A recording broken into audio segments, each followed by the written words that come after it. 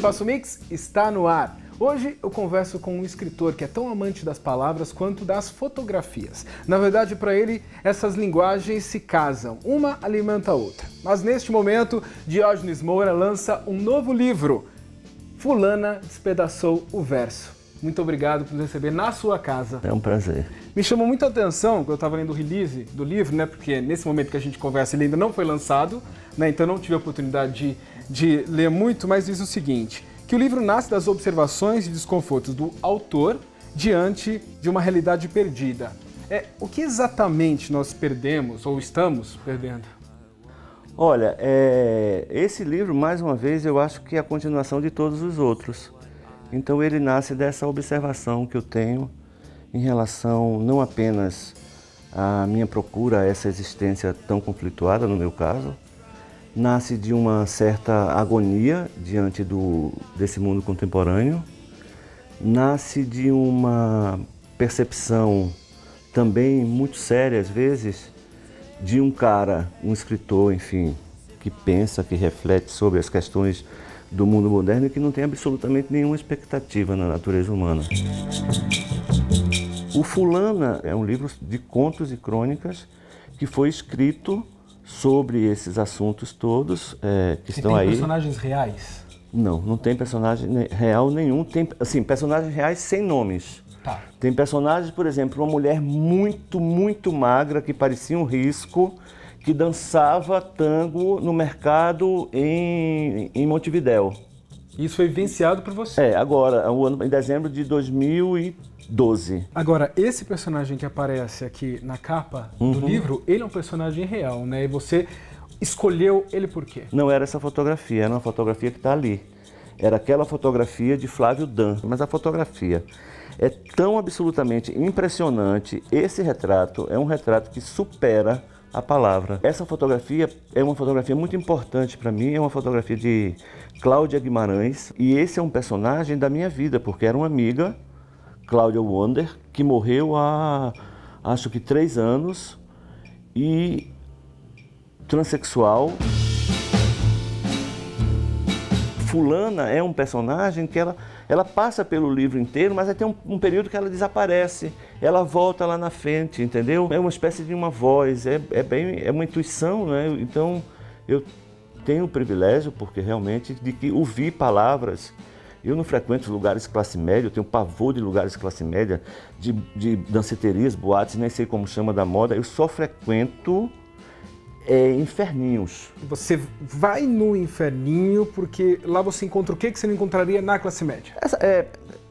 Não, classe média não dá, né? Por favor.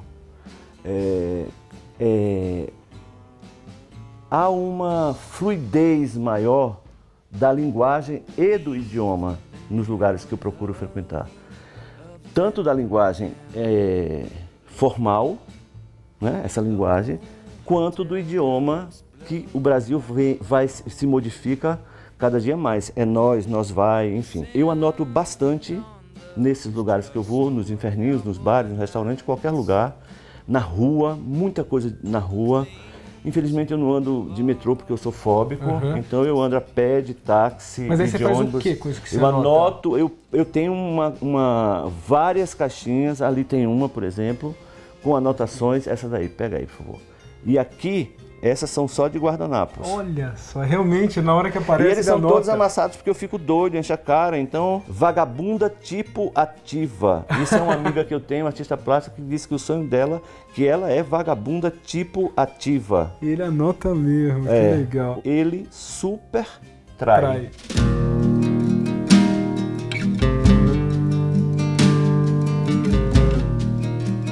De que lugar... aí dentro, nasce a sua observação desse cotidiano? Nasce de uma raiva profunda em relação ao país, de uma observação muito profunda. Eu sou um homem que vivo só. Então é muito difícil assim você ter que enfrentar diariamente essas coisas, né?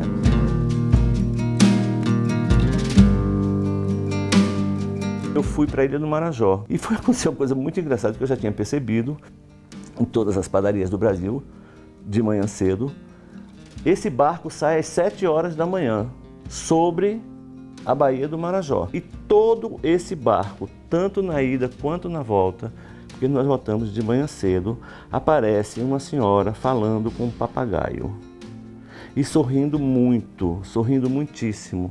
Ela fala com o papagaio durante 1 hora na televisão de plasma da balsa que cruza a ilha do Marajó, e as pessoas ali olhando e adormecendo, e a mulher falando com o papagaio e sorrindo e fazendo comida. E aquilo é uma coisa tão impressionante para mim. Não é possível que não exista outra coisa mais razoável para que aquelas pessoas possam ver de manhã cedo, o dia amanhecendo, sobre a Baía de Marajó.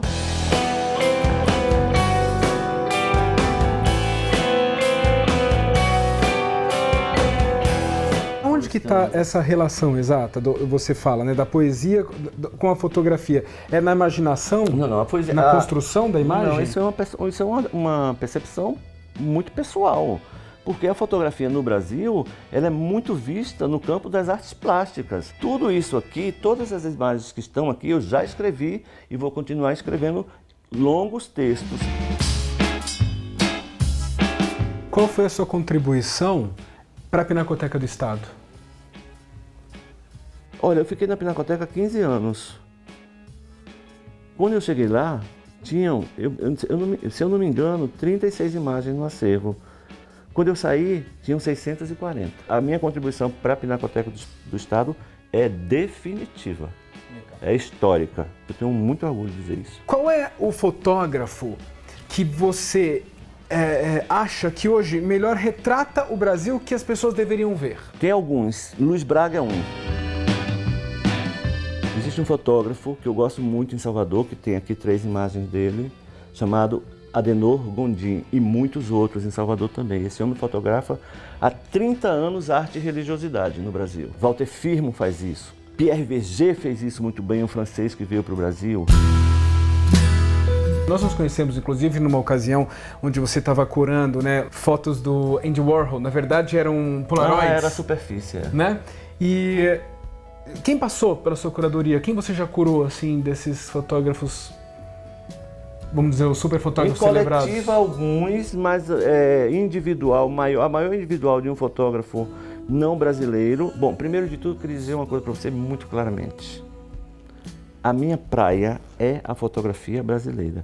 Eu tive muitas chances e não fiz. A maior individual que eu fiz de um artista não brasileiro, e fiz porque fui convidado gentilmente pelo André Sturm, diretor do MIS, foi o Andy Warhol. Era uma história que eu conhecia profundamente. Eu conheci o Andy Warhol e eu fiquei muito deprimido quando eu acabei de ler as biografias, porque cheguei à conclusão que nós vivemos no lixo. A gente vive atualmente no lixo. Nada daquilo acontece mais. O que é mais forte, tem mais penetração nas pessoas, a imagem ou a palavra? As duas coisas. A imagem ela tem mais penetração porque é uma coisa que você praticamente joga em cima do outro. A palavra não, você vai buscar. Então é um jogo de diferenças. Então são duas coisas fundamentais na vida da gente. A imagem a gente não vai se livrar dela nunca mais, e a palavra a gente não seremos nada sem a palavra, né? Obrigado. Muito obrigado. Obrigado. Viu, e sucesso nesse novo livro. Muito obrigado. Legal. E se você quiser rever essa entrevista, é só entrar no YouTube/programa Espaço Mix. Eu te vejo na próxima terça-feira. Sou Fabrício Pietro. Tchau.